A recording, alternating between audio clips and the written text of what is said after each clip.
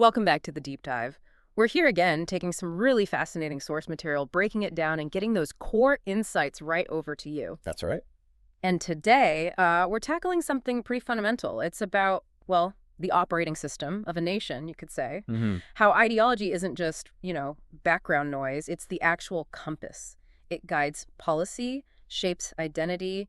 It even dictates things like digital strategy now. And what's really striking in the sources we're looking at today is just how wide that ideological range can be. It's quite something. We're digging into excerpts from an analysis called Pakistan Generals, Ideology from Modernism to Digital Islam. And this is based on Zaheer Ahmad Meer's big work, The Generals of Pakistan. Yeah, extensive research there. So let's maybe set up this core idea first. The sources argue pretty strongly that nations aren't just about lines on a map or, a shared past. They're built on ruling ideas. Fundamentally, yes. And for Pakistan specifically, ideology has been this constant navigational tool, not just for politicians, and this is crucial for the military leadership. Right. The generals. The generals who, at really critical points in history, have stepped in to basically define the direction of the state. And that's really our mission for this deep dive, isn't it? We want to trace this whole evolution across four distinct eras, each one led by a key general. Showing how the Pakistan army has been, the carrier of the state's changing blueprint. Exactly. And it's a fast-moving roadmap. I mean, it swings from this intense focus on heavy industry, dams and factories, right, all the way to spiritual lawmaking. And then trying to fuse all that with, honestly, the most cutting-edge tech we have today, blockchain, AI. It really is an almost dizzying arc when you lay it out like that. You're tracking a state that once defined itself by building these huge dams. Yeah, symbols of power. And now, under its current leadership, the focus is on things like algorithmic governance and blockchain finance. That spectrum of priorities, it's unexpected. It definitely needs a closer look. Well, it says a lot, I think, about how national identity has to adapt, doesn't it? Especially when facing, internal pressures, shifting global dynamics. True. We're going to unpack how the vision itself, the very idea of what Pakistan should be, changed so dramatically under different military leaders. And how each change was framed as, absolutely essential for the nation's survival at that time. Precisely. Each presented as the necessary path forward. So let's start this journey. And interestingly, we don't begin with faith, but with foundations, a vision centered entirely on tangible stuff, material success, seeking global standing through steel and concrete. Okay, so we kick off with Field Marshal Ayub Khan. His era really established that first major post-independence ideological direction. And the source material labels it secular modernism. Secular modernism. Yeah, and it wasn't just like a political preference. It was a whole national branding strategy, all about progress, efficiency, a very technocratic view. That term, secular modernism, it's pretty clear about its priorities, isn't it? It's about what you can see, what you can measure. Absolutely. The source suggests Ayub Khan's core belief was that rapid modernization, following this kind of expert-led model, was really the only way for Pakistan to become, respected, self-sufficient on the world stage. And the material focus is absolutely key here. You see the entire national effort channeled into these huge practical development projects. Like the big infrastructure stuff. Exactly. Think massive dams. We're talking Tarbela, Mangla. Yeah. These weren't just about power or water. It became instant symbols of national power, right? Controlling resources, being self-reliant. Yeah, they weren't just functional. They were ideological monuments, in a way. That's a great way to put it. They represented Pakistan's sort of mastering nature moving into the industrial age, asserting its strength through engineering, not through, say, religious tradition at that point. Precisely. And beyond the dams, the push was for rapid industrial growth, setting up core industries, steel, chemicals, fertilizers, that kind of thing. Okay. And ideologically, this was all underpinned by trying to build strong global alliances, especially with the West. Yeah, right. To get the capital, the technology needed for this really aggressive modernization plan. It really paints a picture, doesn't it? A nation laser-focused on becoming like an Asian tiger state, progressive, industrialized. The whole aim was lifting Pakistan up through visible, measurable progress. And this focus on material achievement, it even showed up in his political system, didn't it? That basic democracies idea. Ah, yes, basic democracies. Yeah. That's a really crucial piece to remember. It wasn't just some governance flowchart. It was part of the ideology. How so? Well, it was basically a rejection of the Western-style parliamentary democracy that Ayub saw as, frankly, inefficient. messy, unsuited, he thought, for a modernizing nation that needed quick results. So he preferred a more controlled system. Exactly. One that prioritized administrative efficiency, output. Mm-hmm. It kind of mirrored the top-down factory floor mentality he was applying to the whole state. Get things done. So the fundamental lesson from this first phase, the starting point for all the ideological swings that come later, is that Ayub's philosophy basically argued that material development, economic output, these were the essential ingredients for national pride. And national security, too. Right. Build pride, build security. The core idea was Pakistan would be proud because it was building, it was working, it was modernizing. National identity came from the visible success of its industry, its economy, not so much from deep historical roots or religious identity at this stage. And that emphasis on secular achievement, wow, it contrasts so starkly with what follows. It really does. And it raises a huge structural question, doesn't it? Which is? Well, if your whole national legitimacy rests on material development, on economic success, what happens when that growth falters? Or when it's uneven? Or when political crises reveal those deep cracks in society? Ah, right. Where does the state find its glue when the concrete starts to crack, so to speak? Exactly. And that very pressure cooker you had, growing economic disparity, political frustration, the sense that maybe secular nationalism didn't quite capture the nation's, soul. It created a vacuum. Precisely. A vacuum. Yeah. And the ideological compass was then pulled, quite violently really, away from Ayub's focus on Western-style industry towards a very different anchor. Indigenous faith. Okay, so this is where the entire ideological foundation of the state gets a massive overhaul. We're talking after the crisis of 1971, the loss of East Pakistan, the political turmoil. The real moment of national trauma. And then comes General Zia-ul-Haq. And he doesn't just, tweak things around the edges. He fundamentally redirects the whole ship. The national compass swings hard towards Islamization. And we need to understand the context here. Zia's move, according to the sources, wasn't just some philosophical preference. It was born out of a deep crisis of legitimacy. The state needed redefining after the trauma of losing territory, losing political face. So where Ayub looked for legitimacy in economic output, Zia sought it in, the spiritual mandate of the nation. And the outcome was this comprehensive restructuring. It wasn't just talk, was it? The sources emphasized the institutionalization of faith, weaving religious doctrine right into the mechanics of how the state runs. Absolutely. Ayub built industry.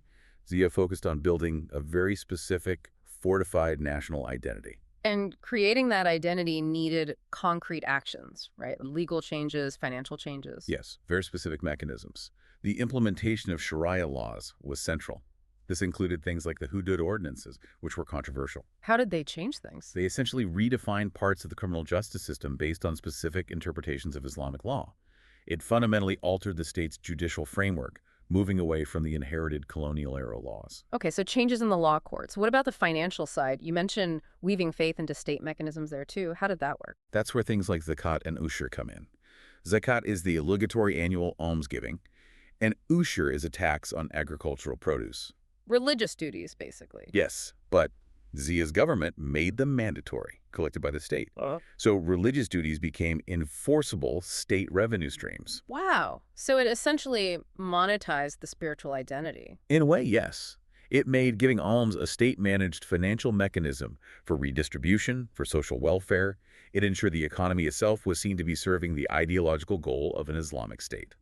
That's a total rejection of the purely secular economic model Ayub pursued.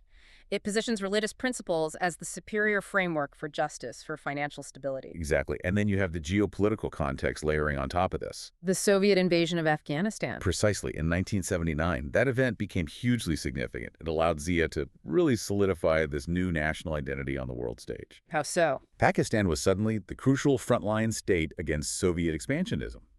And crucially, this conflict, the Afghan resistance, was framed ideologically by Pakistan and its allies as a jihad, a holy war. So the Islamization shift internally dovetailed with this external role. Perfectly.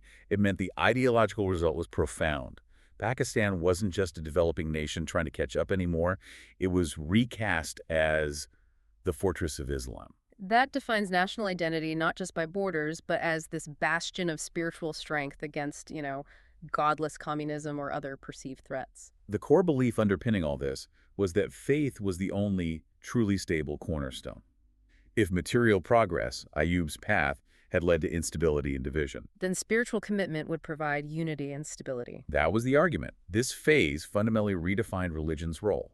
It wasn't just personal belief. It became the supreme guiding principle for government, for the legal system, education, even foreign policy. That must have set up a huge challenge for leaders who came later, though. Oh, absolutely. How do you run a state defined by, you know, quite strict religious doctrine while also needing to engage with a globalized world? A world economy running on totally different secular logic. That's the inherent tension, isn't it? Yeah. The pull between the material progress needed for survival and the spiritual purity demanded by the state's official identity.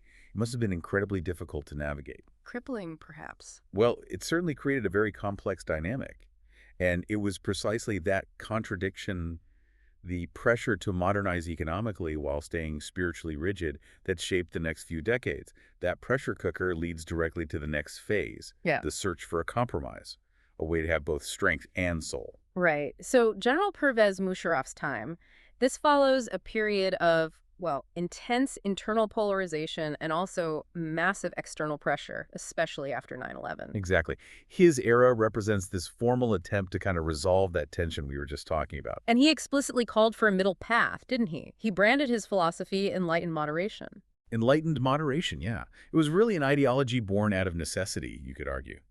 Coming right after the huge global shift post 9/11, Pakistan was under an intense international spotlight. So Musharraf had to perform a kind of ideological pivot. A rapid one, yeah. Yeah. He needed something that could satisfy global partners, especially the U.S., while also trying to maintain some level of support domestically. He was very explicitly looking for a synthesis. That phrase itself, enlightened moderation, it signals a conscious step back, doesn't it? Trying to avoid the extremes of both Ayub's pure secular materialism and Zia's perhaps uncompromising Islamization. Definitely. And the stated goal was to actively try and blend forces that had often been seen as opposing. Like what specifically? Well, reconciling Islam with progress. That was key.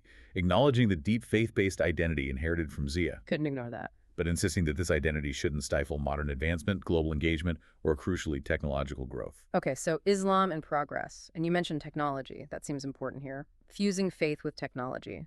Yes, that was a critical element. It starts embracing the digital age, not as some kind of Western threat to tradition, but as a tool for progress. How did he frame that connection? He argued that, true Islam was inherently progressive, that it was compatible with science, with technology, with democracy. His ideology positioned tech, particularly IT, communications, as an engine. An engine for what? An engine to drive Pakistan forward, economically and socially. And importantly, he hoped it would undermine the more radical interpretations of faith that had gained ground in the previous decades. So the idea was that modernization itself, especially digital modernization, would naturally enlighten people and moderate extremism, a kind of technological antidote. That seems to have been part of the thinking, yes. And this blending was also vital for how Pakistan presented itself to the world. Projecting a certain image. Absolutely. Musharraf used this enlightened moderation concept to project Pakistan as a responsible, modern Muslim democracy. It was an image tailored for international partners, for donors, for investors. Trying to differentiate the state from extremist groups operating within the country. Precisely. Demonstrating that the official state ideology was committed to globalization, to stability, to being a partner against terror. And internally, you mentioned it had a dual goal. Yes. On the one hand, trying to counter extremism by arguing that technology and progress were compatible with a modern Islamic identity. Okay. And on the other hand, actually investing quite heavily in empowering the digital age, new IT policies, educational reforms focused on tech skills, promoting software exports. It sounds like a real tightrope walk, though. Oh, it absolutely was. He was trying to satisfy the international community, presenting Pakistan as a moderate, sometimes even secular acting partner in the war on terror, while at the same time trying to reassure the powerful domestic religious groups that the Islamic character of the state wasn't being abandoned. Must have led to contradictions. It often did. And he faced criticism from both sides. Secularists saying he wasn't going far enough, religious conservatives saying he was compromising too much. Accusations of, hypocrisy were common. But the analysis we're looking at suggests his approach did something structurally important. Yes. It tried to incorporate elements from both earlier extremes. From Ayub, he took that commitment to technology, to global standing, to modernization. Right. But from Zia, he kept the idea that Islam was fundamental to Pakistan's national identity. You couldn't just wish it away. So by trying to find that moderation, that middle path, he kind of established a critical precedent. Exactly. He normalized the idea that technology and faith weren't necessarily enemies, that they had to be connected somehow for the state to succeed in the modern world. And that essentially paved the way for the current phase. It really did. It prepared the ground. It made the idea that the state's future depended on leveraging digital tools much more mainstream, setting the stage for the next leader to take that connection and formalize it right into the definition of the republic itself. Okay, which brings us right up to the present day. We move from Musharraf's attempt at balancing, at moderation, to something more definitive, a formal union. That's right. Field Marshal Syed Asim Munir's tenure. The source material frames his vision as the clear next stage in this ideological story. And the label for it is striking. The Digital Islamic Republic. It is. And it's presented as a really forward-looking ideology. Why? Because it defines national strength, not just in traditional military terms, defense, Right. but in terms of the actual structure of governance enabled by technology. It takes Musharraf's embrace of digital tools and makes it like the core operating system for the state. Can you break down the specific technologies mentioned? Because the sources suggest this isn't just generic modernization talk. It involves quite specific advanced applications. It does seem quite specific. The key components highlighted are advanced tech tools aimed squarely at improving governance. Things like transparency, efficiency. Well, AI-driven governance is mentioned prominently, using artificial intelligence and machine learning for practical state functions. Like what kind of functions? Everything from, say, optimizing tax collection, making it fairer and harder to evade, to managing resource distribution more effectively, cutting down bureaucratic delays, improving how public services are delivered, basically using AI to make the state run better. But crucially, the sources don't present this as just, adopting Silicon Valley methods. It's explicitly linked to an ideological mandate, isn't it? That's the absolute core of it. The fusion. These advanced technologies, AI, blockchain, cybersecurity is another one mentioned. Oh, okay. They are explicitly combined with what the source calls faith-based integrity. The tech isn't seen as neutral. It's deployed specifically as a way to uphold moral and ethical principles that are derived from faith.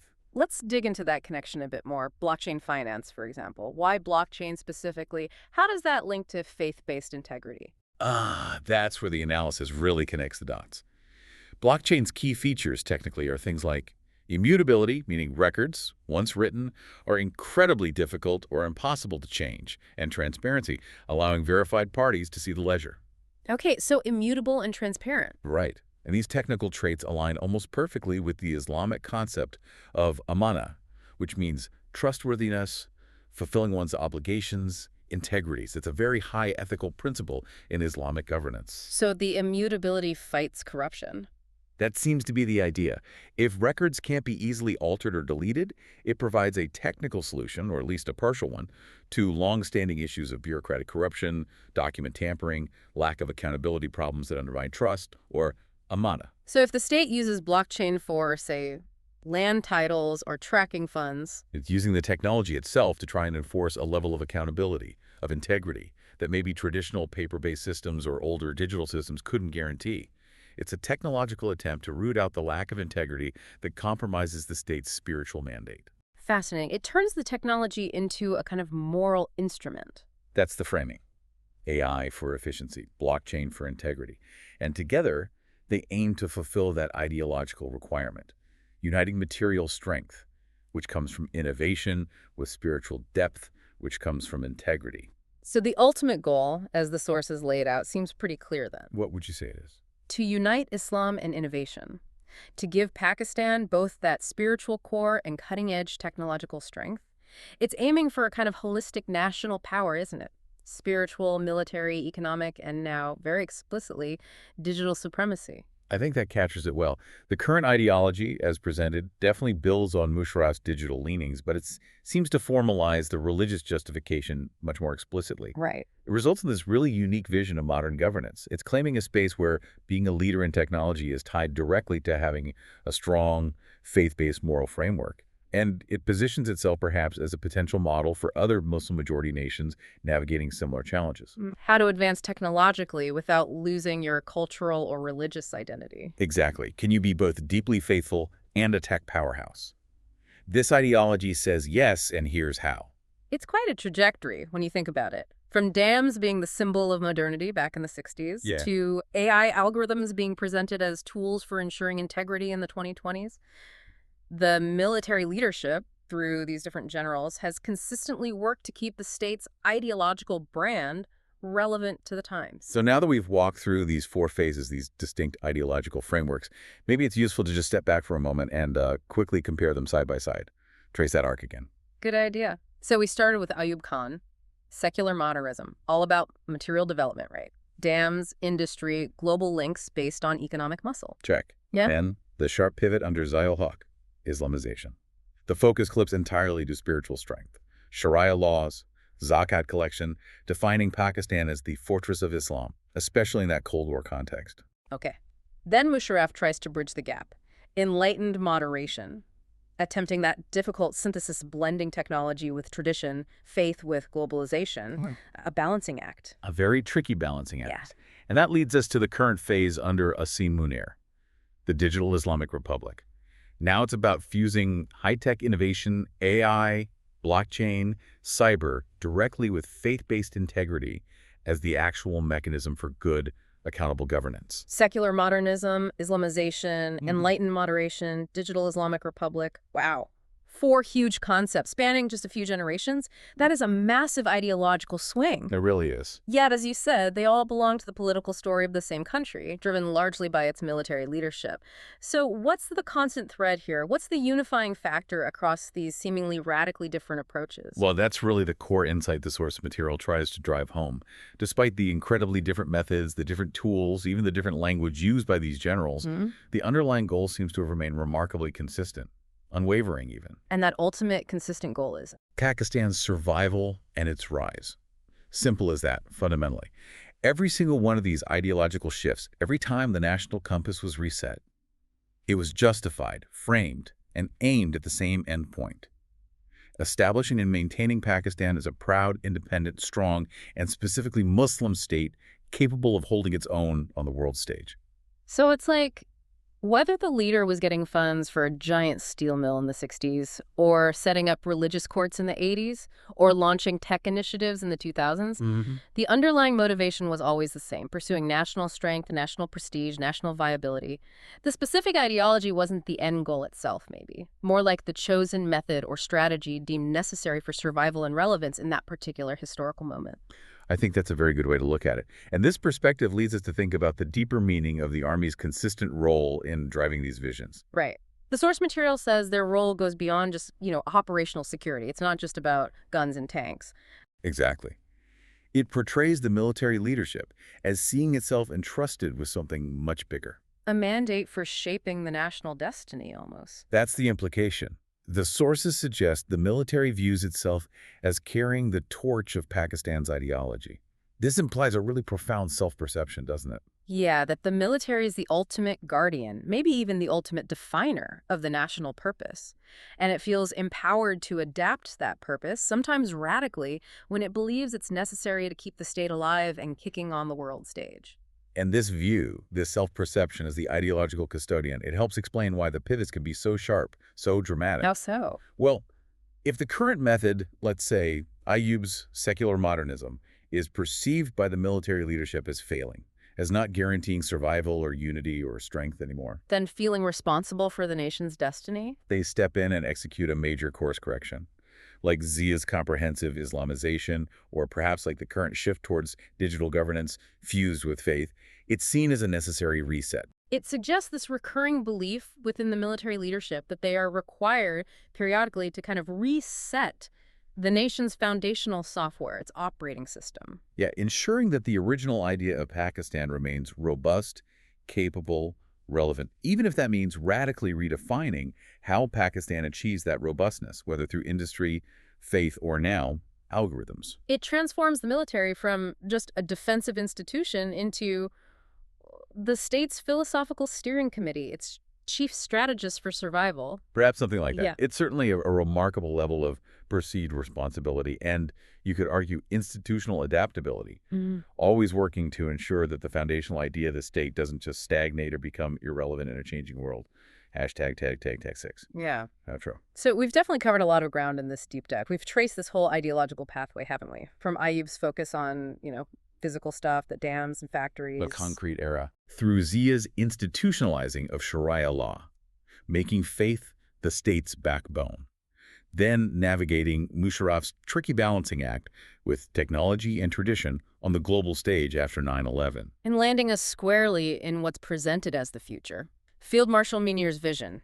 AI-driven governance, blockchain finance, all explicitly unified under this mandate of faith-based integrity. Yeah. The whole journey, from prioritizing industrialization to aiming for a digital Islamic republic, driven by these shifts in national ideology carried by the military, it's really quite something to map out. What really stands out, I think, is how the very definition of national strength and power keeps getting updated, keeps evolving. How do you mean? Well, security and influence, they used to be measured primarily in things like steel output, maybe army size, strong alliances. Okay. Now, increasingly, the benchmarks seem to be shifting towards things like cybersecurity resilience, efficiency of algorithmic governance, the transparency offered by systems like blockchain.